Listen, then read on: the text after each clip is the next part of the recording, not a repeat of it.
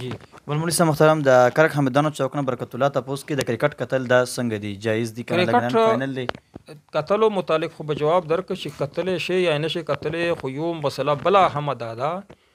چې دا معاشره زمونږ د مسلمانانو معاشره کې اگر چې دا کرکټ هغه ملکونه چې ترقی کوي لکه چین ولا ته چې کرکټ نه ولې نشي کولای هغه داسې غونډس کولی چې ته خبر نه دروبې ولي کنه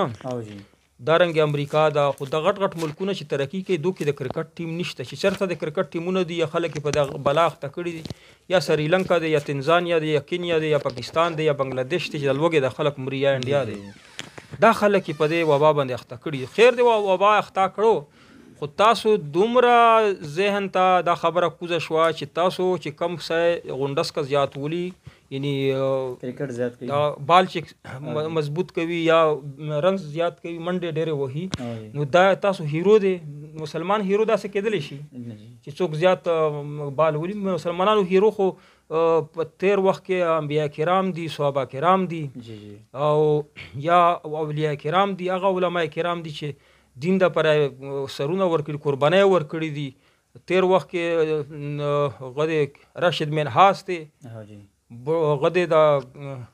میجر عزیز بټی دی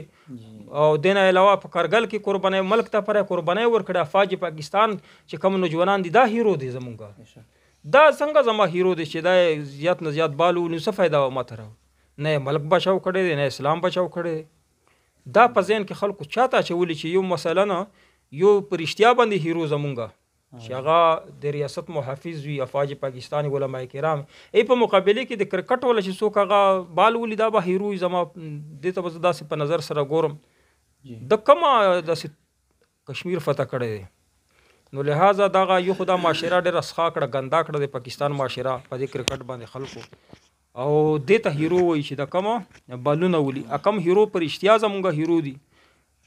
زمونږ ملک دفاع کوي زمونږ د سرحداتو دفاع کوي افواج پاکستان یا زمونږ د نظریو حفاظت کوي علماء کرام دا زمونږ هیرو دي اصلي کې چې دا دنیا کې هم هیرو دي په آخرت کې هم زمونږ د پره باعث خیر دی او باعث سفرش پي زمونږ د پره بدام په آخرت کې په دې مونږه فخر کوو نو دا څه شي دي چې ته بال ولې راولې دا ته هیرو دی دا څه شي دا د پسته علامات دي دا د دجال فتنو علامات پیشنګوئی نبی علیہ السلام کړي دا د دجال ټول فتنی او دا رنګ د کرکټ قتل هم ناروا دي ځکه چې دومره زیات ټیم لګي قتلو کې تا څه تفریح ملوي معمولات ذکر نه دی وساتي المنځنه دي هم لره وساتي د الله یاد نه دی غافل کی الله پاک فرمایي چې مسلمان هغه دی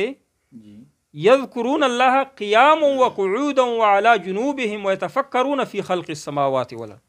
مسلمان داغه دی چې هغه په ولاړه باندې پناسته باندې په چې ملاست وی هم روان وی هم په هر حال کې څه شي الله یاد وي الله ذکر کوي نو تکر کټ تا ګور الله به سیاد وي نو دا ممنوع کار دی ښه کار نه دی ښه ډیر غلیظ ترين فحش ګټیا کار دی دا ما کسه او نه دغه کم چې د بلونه ولي راولي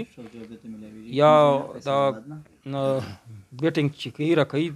دا زمونږه هیروګان نه دي دا زمونږه وخت ضایع کوي زمونږ معاملات خرابوي زمونږ دین د پاره تبعی سبب دي زمونږ هیرو چې کم دی هغه فاج پاکستان دي چې ملک د پاره قرباني ورکړي زمونږ علماء کرام دي الله پاک ته مونږ ته غو خو دا سیده لار دی راته خو الله دې زمونږ سمج ووج برابر کی دا اوس دا معاشره خراب شو کني مخکې معاشره کې بخلکو دا د غول یادګار ځان سره ستل چې وطن د پر ملک ته پر به قرباني ورکړي هغه هیروګان اوس ته هغه په مقابله کې دا هیروګان دي